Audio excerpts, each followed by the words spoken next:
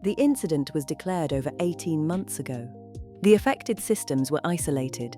The passwords that were known to be compromised were reset. The third-party forensics team found no evidence of ongoing unauthorized access. What the organization did not know was that the remediation was incomplete in a very specific way, through a property of identity breaches. That is easy to understand in retrospect and surprisingly hard to address in the middle of an incident. Identity breaches do not end cleanly.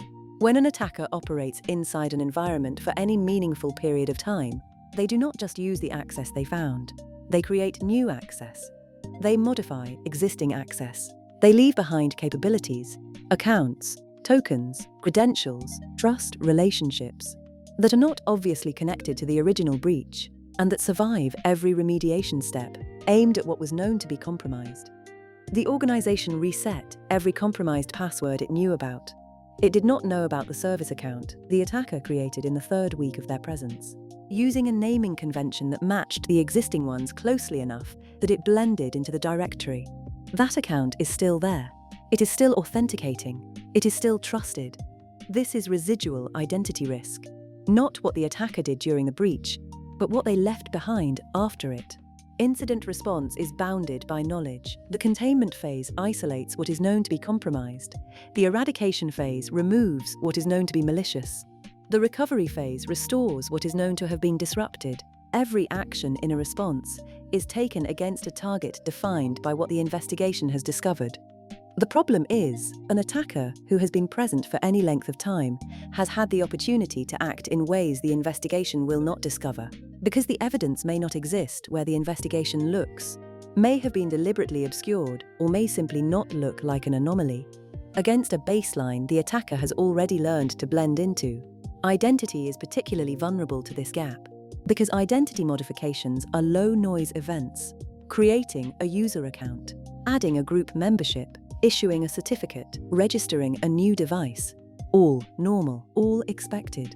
An attacker using compromised administrative credentials produces events that look exactly the same.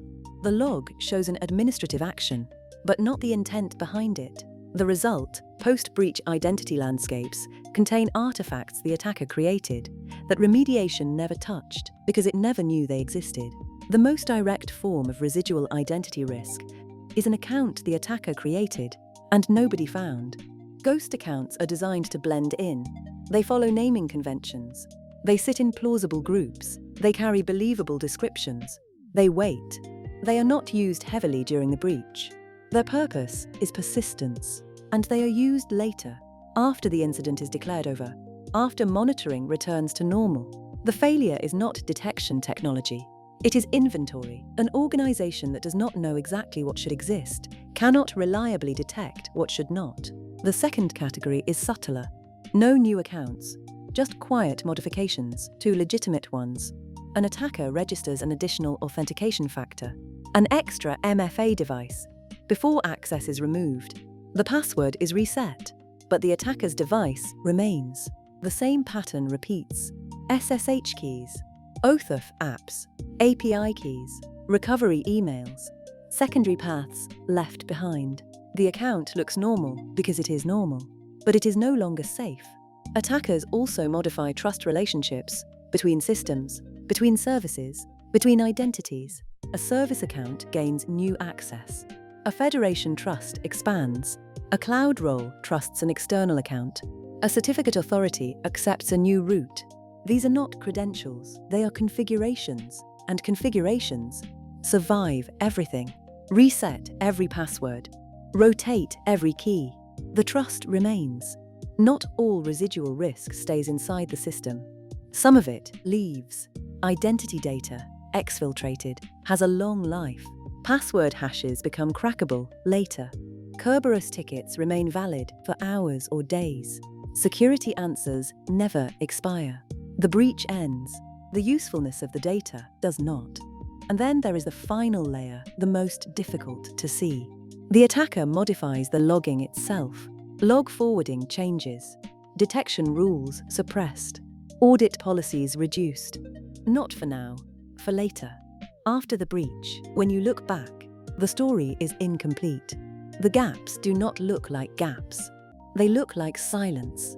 Residual identity risk cannot be fully measured from inside the environment, because measuring it requires knowing everything the attacker did, and that knowledge depends on logs that may no longer be complete. This is the problem. You cannot prove the system is clean, so the goal changes. Not to remove everything the attacker touched, but to rebuild from a baseline you can trust. Re-provision identities, rotate trust anchors, rebuild logging systems, rebuild instead of clean. It is more expensive. It is the only approach that can be verified. A breach ends when the organization says it ends. The attacker's presence does not necessarily end with it. Ghost accounts persist. Backdoored credentials persist. Trust relationships persist. Exfiltrated data persists. And the evidence is thinner than it should be. The answer is not a better checklist. It is a different question. Not, have we removed everything the attacker touched? But, have we built a baseline clean enough that anything left behind can no longer hide? That is the harder question, and the only one you can trust.